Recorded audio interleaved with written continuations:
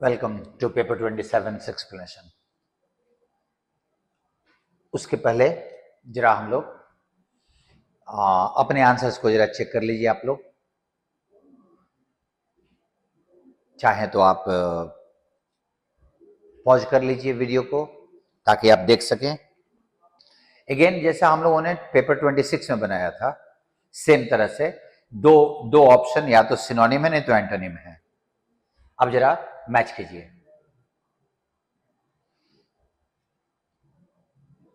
ये दोनों एक दूसरे के सिनोनिम है। रिइटरेशन मीन्स होता है टू रिपीट समथिंग, किसी बात को दोबारा कहने का। और रिवर्बरेशन का भी मतलब होता है रेपिटेशन ही, वो चीज बार बार रिपीट हो रही है। सो ए और सी साथ में आएगा, आंसर आपका ए हो जाएगा। हॉलो मतलब खोखला, ऑनर मतलब सम्मान करना, क्योंकि दो वर्ड जो बाकी बचा है ना, उसका इसमें से किसी से भी कोई रिलेशन नहीं होगा। अभी आप देखो, फर्निश किस चीज को सजाना, इनोवेट आविष्कार करना, और रिनोवेट और रिफर्बिश दोनों सिनोनिम है। दोनों का मतलब किसी चीज को फिर से नया स्वरूप देना। इसका मतलब उस चीज में कोई चीज हम ऐड कर रहे हैं, लेकिन रिफर्बिश और रिनोवेट में हम उस चीज को नया बना रहे हैं। रिनोवेशन आप जानते हो, मरम्मत करके चाहे जैसे भी हो करके उसको नया बनाना, तो सेम मीनिंग में रिफर्बिश आता है। तो ए और डी साथ में आएगा, आपका आंसर ई हो जाएगा। इसमें भी आपका आंसर वही है। डिसाइफर और डिकोड दोनों सिनोनिम है। मतलब जैसे डिकोड होता है ना, कोई ऐसी चीज जो जिसको सबको समझ में नहीं आ रहा है, उस बात को सिंप्लीफाई करना, तो वही मतलब डिसाइफर भी होता है। आर्टिकुलेट बोलने में स्पष्ट, ये दोनों वर्ब है, ये एडजेक्टिव हो गया। और सेंसलेस तो आप जानते हो, जो मूर्ख हो। आर्टिकुलेट बोलने में बहुत कुशल। Again, starter. He always procrastinates the needful action. It makes others suffer a lot. वो अभी आप सेंटेंस को समझो। भले प्रोक्रेस्टिनेट का मतलब आपको नहीं आता है, तो भी अगर आप ऑप्शन देखोगे ना, तो वो मीनिंग यहां दिया हुआ है, क्योंकि दूसरे लोग इससे सफर करते हैं, ऑन टाइम नहीं। तो तुम अगर प्रोक्रेस्टिनेट का मतलब नहीं भी जानते हो, तो भी तुम इसमें निकाल के मीनिंग निकाल सकते हो। तुम्हारा ये क्लू रहेगा। Others suffer a lot because of his procrastinating the needful action. तुम्हारा 2 नंबर होगा। ऑन टाइम कैंसिल, तो 1 कैंसिल, तो ये कैंसिल, ये कैंसिल, ये कैंसिल। अब 3 नंबर होगा। नन ऑफ दिस तो होना नहीं है, क्योंकि 1 ऑलरेडी हो चुका है। So, on account of that is because of his delay in taking needful action, others suffer a lot. So, 2 and 3 चला जाएगा। Next question, please. Do not add so much chili powder to the soup. सूप में इतना ज्यादा chili powder मत मिलाइए, मिर्ची powder. Consumers are only small children. Consumer सिर्फ छोटे बच्चे हैं, इसीलिए चिली पाउडर मत मिलाइए। तो ये कारण है जिसका परिणाम, जिसका रिजल्टेंट ये होगा। चूंकि बच्चे हैं कंज्यूमर्स, इसीलिए चिली पाउडर उन्होंने मिलाए। अब इस सेंटेंस को पढ़ो। Because a small children do not allow chili powder. वो चिली पाउडर अलाउ नहीं करते, एकदम अलग मीनिंग हो जाएगा।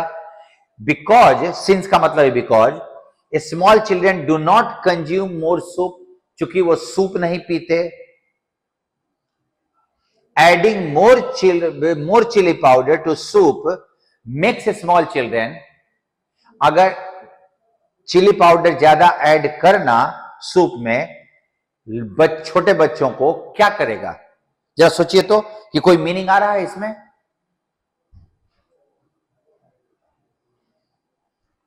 आपसे यहां इंस्ट्रक्शन दिया है कि बच्चे, चूंकि छोटे बच्चे हैं, इसलिए चिली पाउडर मत ऐड कीजिए। और कोई भी स्टेटमेंट से वो मीनिंग ऐड नहीं हो पा रहा है। सो इसीलिए आंसर इज नन। अब close test. Several studies have shown that, यही तो मीनिंग, बहुत सारे स्टडी ने दिखाया होगा कि people who dash engage in mentally challenging activities, जो लोग मेंटली चैलेंजिंग एक्टिविटी में अपने आप को शामिल करते हैं, like reading, doing crossword puzzles, playing chess, less likely to dash dementia later in their life. वो डेमेंशिया होता है भूलने की बीमारी, वो बुढ़ापे में भूलने की बीमारी उनमें होने की संभावना कम होती है। ठीक है। अब शोन का मतलब चाहिए, तो फाउंड ना, सेवरल स्टडीज ने यह पाया है कि जो लोग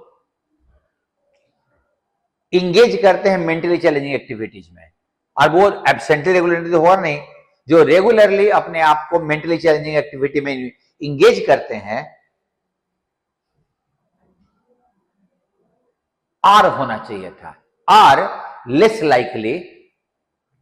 अब आर का मीनिंग क्या चाहिए?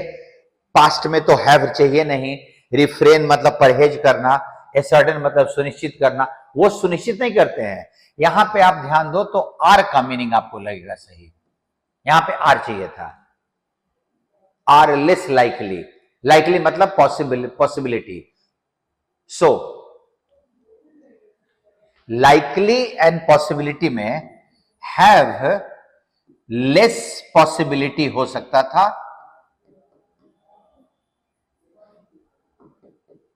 And are less likely.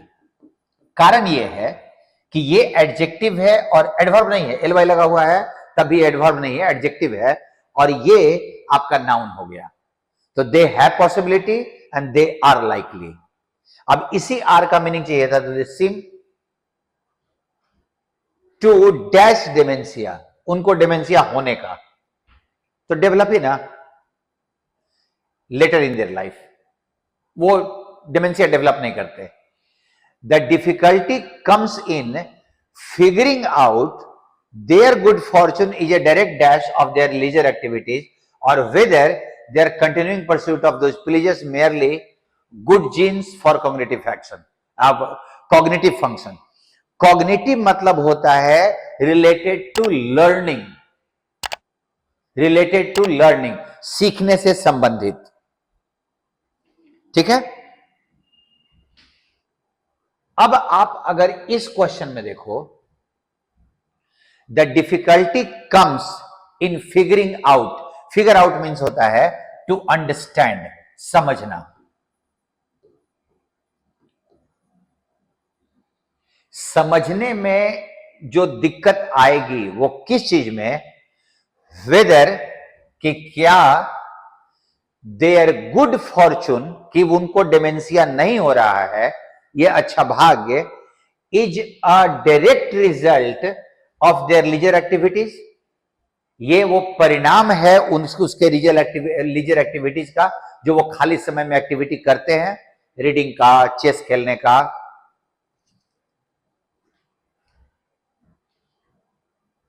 और अब यहां पे वेदर भराया है तो वेदर और लगा हुआ है, और वेदर देयर कि क्या ये उनके खाली समय में एक्टिविटीज में इंगेज होने का परिणाम है, या whether their continuing pursuit of those pleasures, कि अगर वो लगातार ऐसी चीजों को कर रहे हैं, मेयरली मात्र, ओनली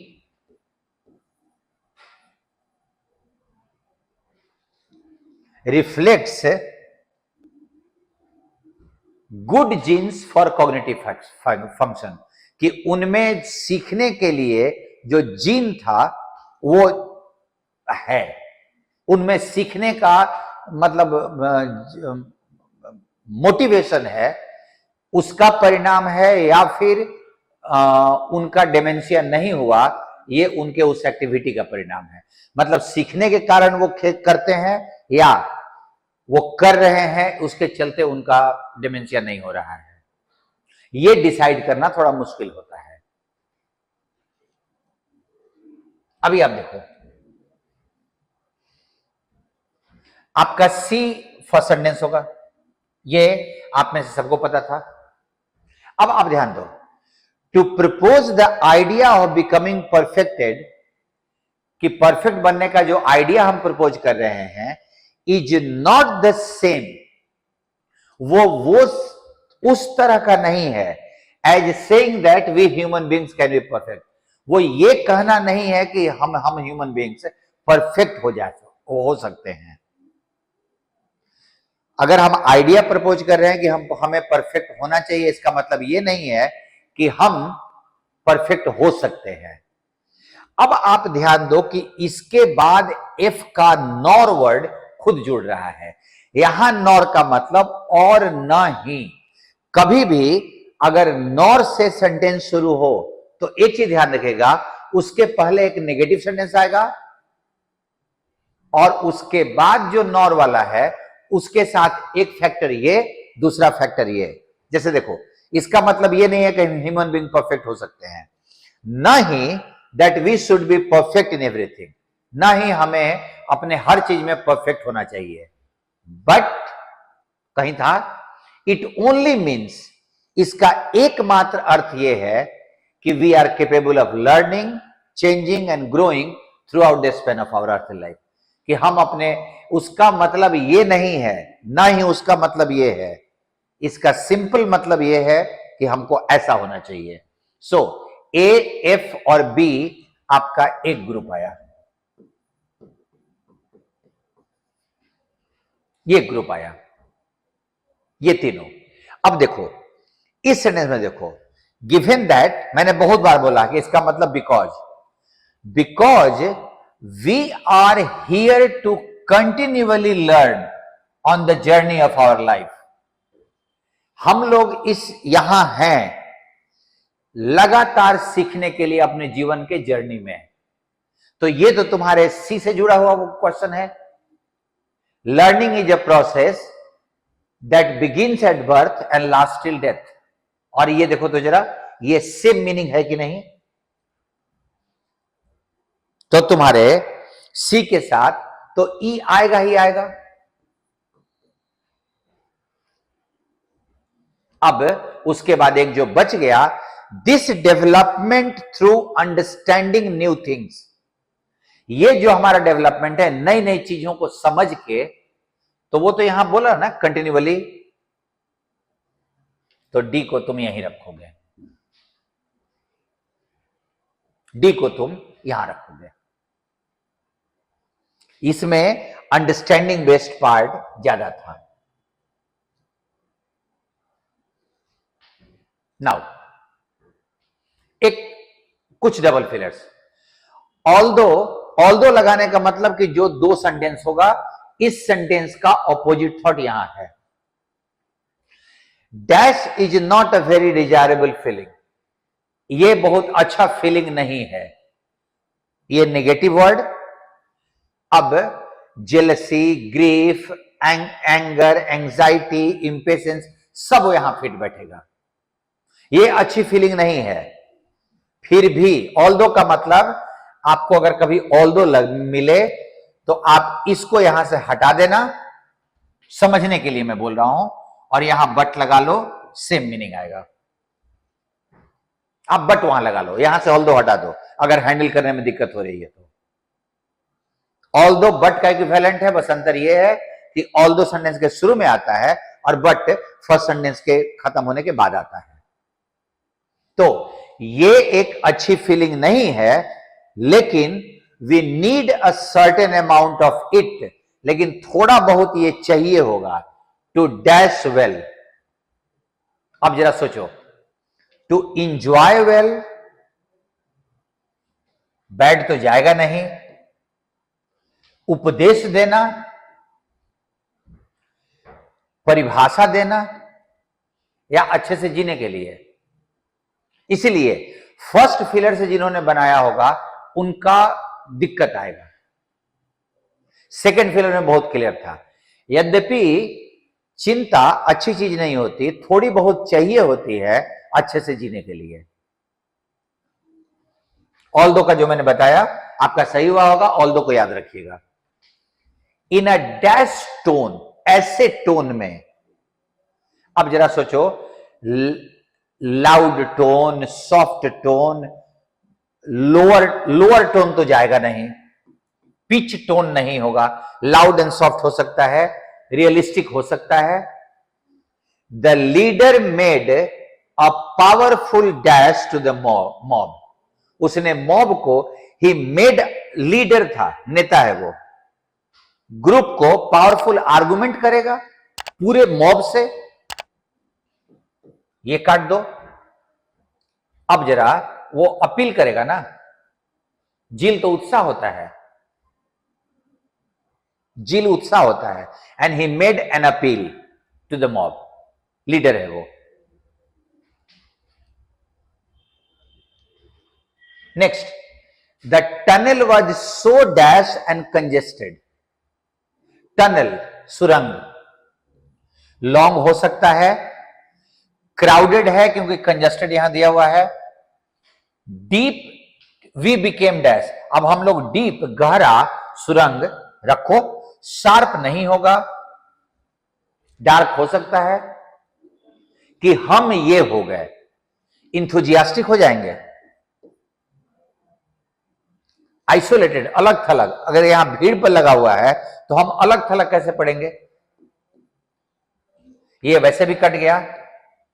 कॉशस, टनल इतना गहरा और कंजस्टेड था कि हम सावधान हो गए, क्या मतलब आ रहा है भाई,